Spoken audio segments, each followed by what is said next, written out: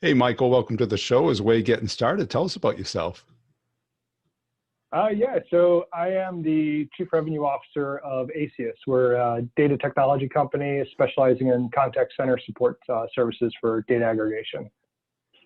And you've been doing this for a while. Not at that company, but in general, right? No, yeah. I'm a second generation business process outsourcer. So a lot of people say they were born on the floor of a call center. I almost literally was. I actually, when I was 7, my family started their first contact center. We were broke as sin and couldn't even afford an overnight staff. So literally had to spend the nights on a cot in the call center floor with my mother. So yeah, it's been doing it since birth. Yeah. And so you're on the sales side, the revenue generation side, right? Exactly. Bringing new money in and keeping the money that's here. So Yeah. it's definitely, both sides of the spectrum.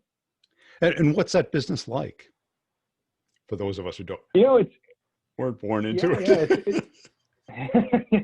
it's an interesting space. I think for most of time and testament, contact center has always been viewed as a cost center for business. So It was always viewed as places that you can try to maximize the labor and reduce your spend as possible. And it was probably we were just talking about, it was about 7 years ago, the pivot started to happen though, where people started to realize with companies like Zappos and such, where they were realizing that the better the customer experience, the more revenue that was being generated, and your CAC was going down significantly. So we started seeing this shift in the space, and now a lot of money is being spent in there for new data intelligence and business insights. So it's a pretty exciting time. It's the industry as a whole is going through a renaissance right now, even with COVID. So it's a lot moving. Yeah. And who are you selling to now? Is there a particular niche or vertical? Yeah, so the company's been around for 18 years. For all 18 years, the company specialized in a large enterprise, so mostly Fortune 500s. I mean, our first customer was UPS, right? So I always jokingly say, like, let's start with the hardest and go from there. We specialize in highly regulated markets, tough, large scale organizations. We service over 750,000 agents globally, so we have a pretty significant population we handle. And I was brought on actually this last February as we've redone our code and redone our systems and actually going down market now. So we've launched our cloud offering and now actually servicing the mid-market, small business market as well, and kind of bringing those best of breed from enterprise down into the lower markets. So is it software and a service? It's mostly software. So the company was founded as professional services and then built a software to basically help that. And then as they went, the software, of course, took off. But the services component is there because we still have a pro services team. Just like any good software, the pro service is what keeps us close to the pain. So we don't let it go. We embrace it fully. Yeah. And what's your team look like as far as, do you have sales development reps and then account execs or? Yeah. So we've got multi-level team. So we've got BDRs, so business development reps, have SDRs who do the intake, small business, kind of the transactional sales. I have account execs regionalized throughout the U.S. And who handle our international. And then we have account managers who take over after year one of the client to handle the ongoing, just because there's a lot of, in our system, it's kind of a land and expand. You'll get that initial sale, get it implemented, and then they'll start adding additional integrations, which is really where our money is at. So the AM relationship is that long-term relationship. AE is all on new logo. Yeah. And why did you get into leadership? What was the motivation there? It was accident. Everyone else stepped backwards. Exactly. Back, I was actually in my family's company where all this story began. As I was actually in my family's business as the sales rep there, and typical story, right? I was the highest developing sales rep. I was generating like 10x the next sales guy, and was just slaying it. And one day we realized our team was expanding. We were up to 8 reps, all inside sales, and it was just kind of being run through momentum. And I actually went to go see Jack Daly as a speaker, and him and I had a sidebar, and it was kind of the as I like to say, the day that made my life harder and better all at the same time, where he's the one who told me, he's like, someone's got to run this team and it probably should be you. He goes, even though I hate telling good sales reps that they should stop selling, he goes, but you actually seem like you have an idea for how to lead this team. And he was right. So I pivoted, and then I went into another role. I was AE again, but I quickly realized as I made more and more and more money, the money stopped motivating me at one point, and I was just, I was a 7-figure earner, top line earner, and just It was just one of those things where it's just like, you get $100,000 paycheck, you think your life, the sun should come blaring down from heaven or something. And I remember I got deposited in my account. I looked at it, I'm like, I got a lot of bills. and what I started realizing is what was really motivating me was the team I was building around me, and watching those guys, get better, and actually watching those guys earn those kind of paychecks, and, paying off their mortgages and watching their kids go to college, all paid for in cash. And that's what really pivoted me into leadership. And I would never turn back at this point. Yeah. And what made you so good as a rep? Was it that you just cared more, or you were more dedicated, or just you knew the business better than anybody? Yeah, I've thought about this a lot, actually, and I think a lot of people would say it was my knowledge of the industry. But when I dug into it, because I've worked outside of this industry, right? I started selling business process outsourcing. As I used to tell people, I used to sell people's voices, right? And then I pivoted into software strategically. And in both cases, I've always been I was always the top producing rep if I wanted to be. A lot of it is caring, but really it's curiosity. What I'll tell you is I will spend more time on research and understanding the people I'm working with to solve problems without asking for anything. It's something I teach my staff explicitly. As I said, don't focus on getting a sale, focus on helping. If you can help the person, you'll always get the sale.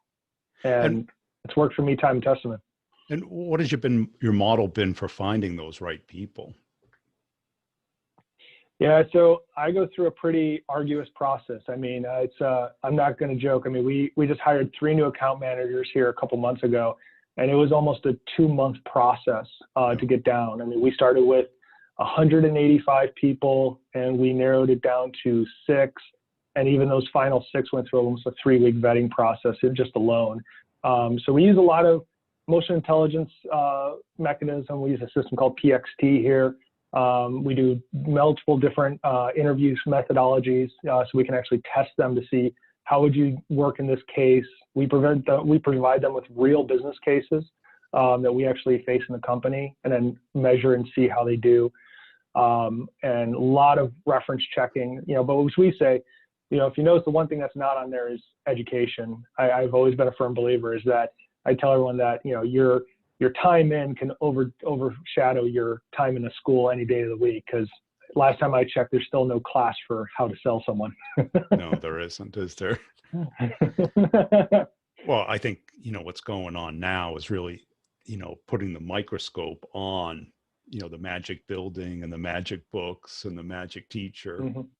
Right. And yeah, I take somebody who worked their butt off for 4 years anytime over somebody who sat in a class. Oh, 100%. Just because you got a degree from Harvard doesn't mean you have a clue what to do once you sit in the boardroom. Yeah, you can take a test, right? But yeah, exactly. You're really good at listening to your professor. Yeah. And, shows raw book intelligence, but, most sales jobs have a little bit of that, not a lot of it. Oh, yeah. And especially today, the great equalizer, right, which is Google. Yes, you might have learned it all in school, but I can Google it just as fast. Yeah, right. Everything's on YouTube. Yeah. All those magic words are online somewhere.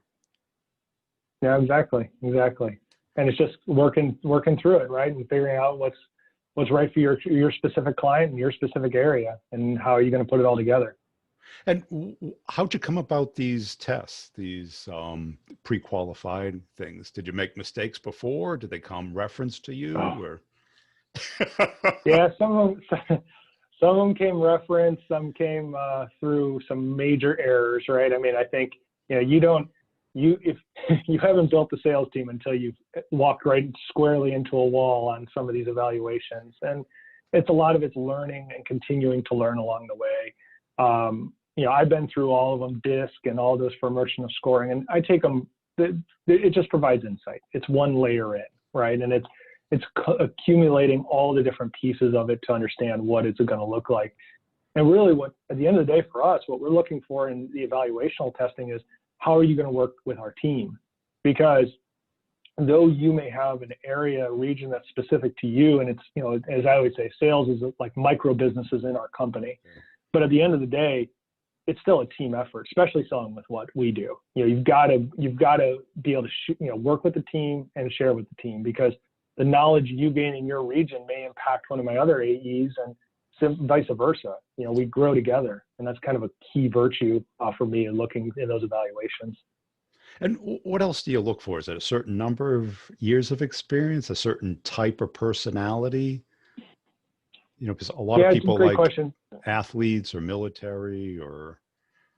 Yeah, I do enjoy athletes and military. I mean, especially our military. I have a soft place in my heart for it. But what we really evaluate on, actually, I'll quote even my director of customer experience is Doug Miracle. I love how he puts it.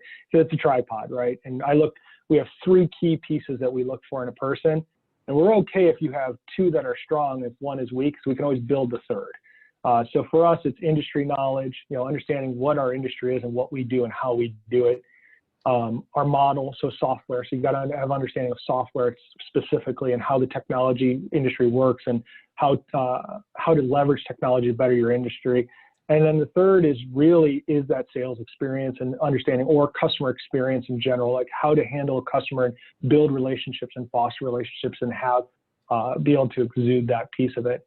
And as long as you have that, we know we have the right candidate, as long as we can see and quantify those elements of it. And when we know there are areas of weak, we know we have training to do, and we're not afraid of training. I mean, we put our teams through a lot of training. I mean, actually, right before this call, I was on our weekly Pitch Perfect meeting and going through with every one of our sales and AM teams exactly how to do our pitch, what stories to tell, exactly how to explain the underlying needs for our software with our customer. And we do that every week. We read books every week. And we read books as a group and we talk through them. So it's an investment, and that's why we are so careful with our recruiting efforts. Yeah. And have you found one of those 3 harder than the other 2? Yeah, it's a great question. In our space, because we are kind of niche with the contact center, you've got to know what that is. Yeah. And that is not something you can I can't train you to understand what it feels like to live in a contact center, right? To be an agent. You either have had to do it, or you had to have been around it enough to understand it. That is probably the hardest to find, and that's where it takes a lot of vetting to find those right kind of people. Because if you can't care for those people who are taking those calls and earning, especially overseas, they might be only earning $1 an hour, if that. And you got to know that those people are the most important people in a company, and that's an emotional attachment that you can't train. You've got to learn. Yeah. And what were some of the progressions that you had as a leader? Because the typical first year as a leader, you tend to hijack deals. You do it my way, or give it to me, or. Yeah. Oh yeah, I was all of that and then some. I mean, I remember I took over our inside team. I handed them my playbook, and I'm like, this is how you sell. And like the old saying, there's 1,000 ways to sell this, and you're going to do it this way. And it's just, I realized very quickly. Yeah, exactly. I realized so quickly just how wrong that was. Yeah. And our numbers tragically went left, really quickly. And you need to have that structure, but at the same token, you've got to have it be flexible enough for a person's personality to be injected into it. And that took a long time to understand, and to also empower my team with, I'm a data nerd. I tell everyone I'm a recovering developer. So I know how to build software myself.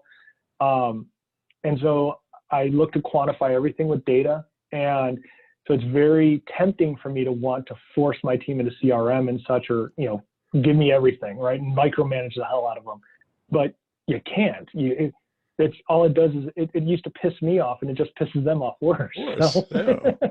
Yeah. Well, that's it, because how do you quantify a decision, right? Especially when you're not making the decision, someone else is. Oh yeah.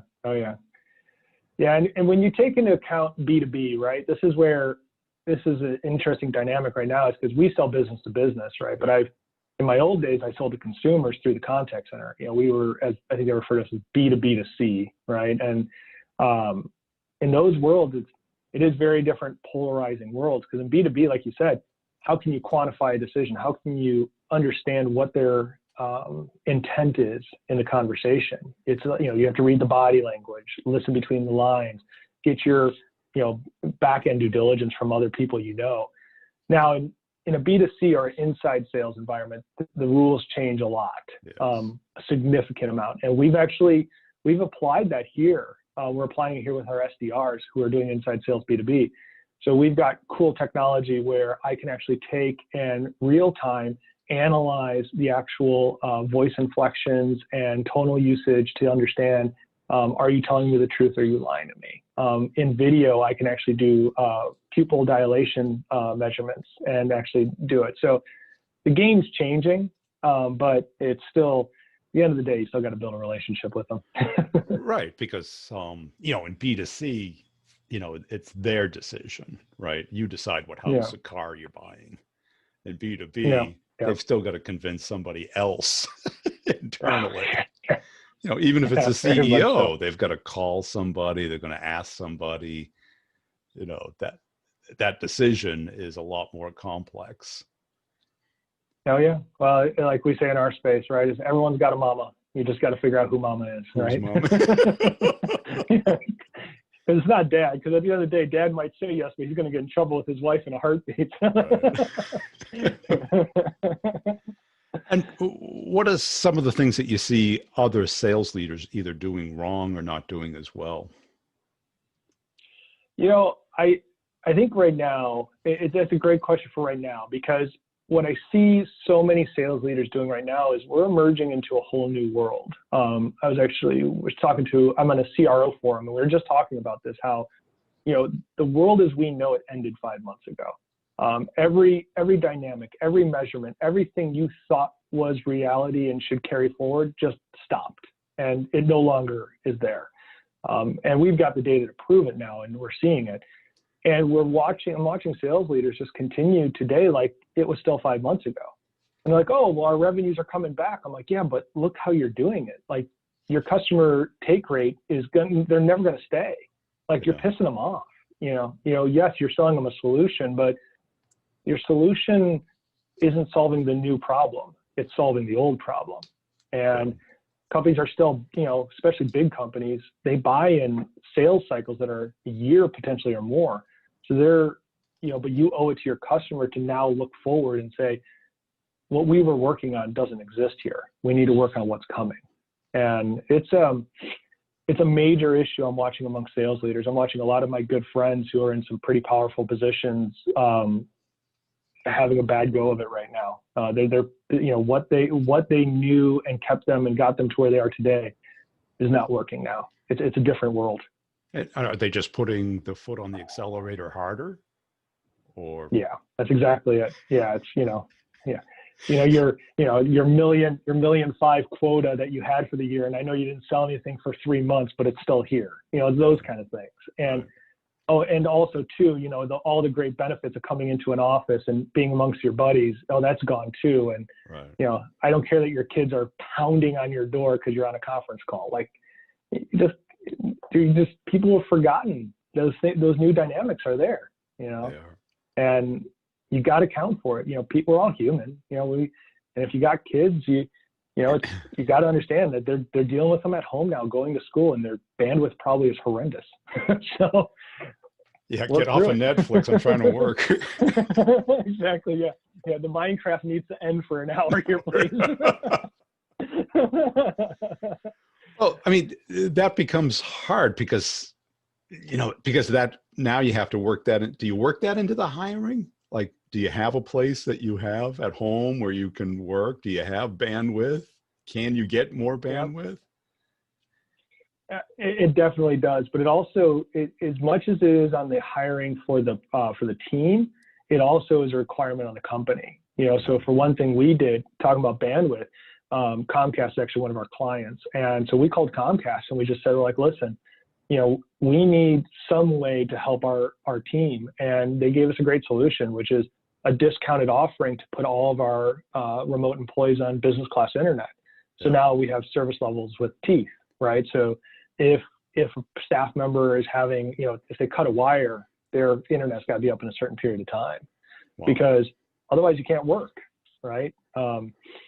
Similar with even our Verizon contract with our mobile phones. I mean, I chew through my bandwidth like no one's business. I had my, one of our accountants actually just called me 2 days ago. She's like, so you've used 20 gigs and we renewed on the 11th. And I'm like, sorry, but it's just the company definitely has to change. The hiring dynamic is changing significantly because it really, I think beyond just the physical, it's also the emotional. Can a person be at home? Can you understand how it means to be in front of a desk by yourself for 8 to 10 hours a day? That emotional toll is no joke. Yeah, because some people thrive off of that camaraderie of the office and have never worked remotely. And it is very different. Oh, yeah. Well, I mean, just imagine running an SDR floor without the gong in the front of the room, right? Like, that's a big problem. Right. Because, how many times do you get rejected before you just feel like, hitting the couch or going for a walk and stuff? Exactly. Yeah, it is a definite pivot, and it's something I know it's definitely front of mind for our team. I mean, my directors and I we're talking about it regularly of like, how are we overcoming it? And what's working for you? I think the biggest things that are working for us is we've always been very good with training, and our training is just taking a different dynamic now. So we always did kind of like, the book of the month kind of thing. But what we've done now is we've actually started book clubs. So every department in my org, each week we read a book together, and then the individual departments get together to discuss it on video. And we found that it just allows for that unification to come together, right? They're together, they're having a discussion that's maybe or maybe not about work. We don't really care. But it's giving them that time to engage and have a common discussion. We're just building a discussion element that also helps the business because they're learning more. Where we can, we are still working to have moments of getting together, especially senior leadership. We travel. We're starting to travel again, so we're getting out to our main offices, and we'll maybe either have a happy hour or hey, let's go play some softball or something like that. Just, do something to get these guys out of the house. Yeah. And what's the hardest part of your job? I think the hardest part of my job is, I mean, it's kind of the common one, which is time management. It's, if you can, it's one of those roles, you can work 24/7, 365 and still miss everything. Have a list. Yeah. Yeah. So it's ensuring the proper empowerment of my team so that they can handle a lot of those things. And especially in my role through this pivot time when we're moving from the old, perpetual software model where we were selling just one big thing to now a subscription model, cloud-based, there's a lot of strategic elements that go into that and a full retraining of our organization. So just making sure that time is there is critical, not for so much just me and my family, which is important, but also for my team and being available to them. And I really try to do that a lot. I mean, I have one-on-ones with all my staff members every week, and it's a big time commitment, but I know it's necessary. Yeah. And you were recommended for the podcast by your team. Why do you think they did that? I think I actually asked the question, funny enough, and one of the things they told me is they're like the guy pulls no punches, just like you, because You know what? I learned long ago. I was mentored by an old school sales guy, and he told me probably the best advice I ever got in my life, which is, he goes, if you make it nice, you're gonna lead someone to fail. He goes, just give it to them how it is, and let the chips fall as they may. Like, because in the world of sales, none of us have time to, you know, skirt around the edges and make something not just what it is.